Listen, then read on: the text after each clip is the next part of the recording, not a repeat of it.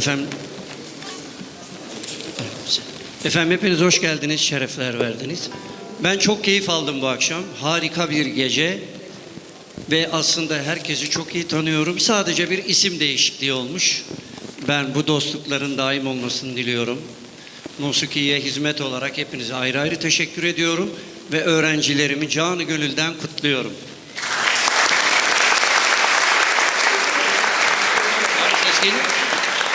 Benim sesim geliyor mu? Ben hiçbir şey anlamıyorum. Abi lütfen boykot yapmayın. Evet.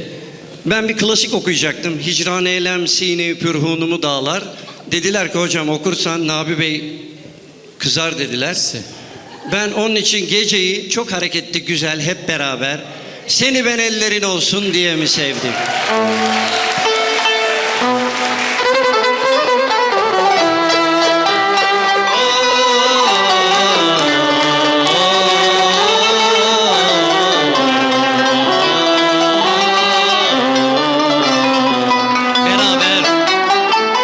Seni ben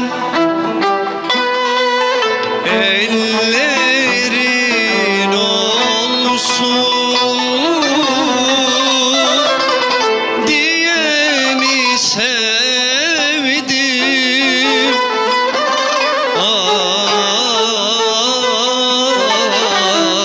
Ellerin olsun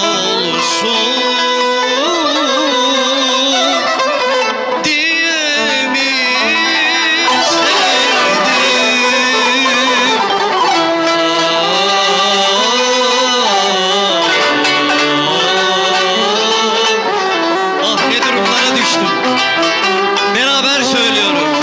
Her şeyim uğruna ben boş yere verdim.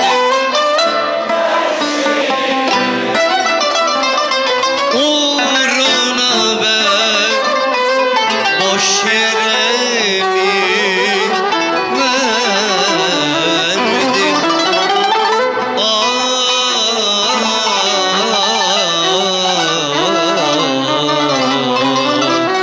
Boş yere mi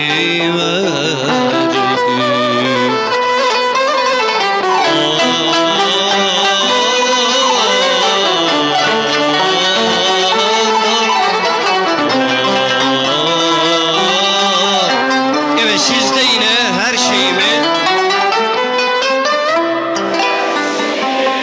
harika uğruna ben boş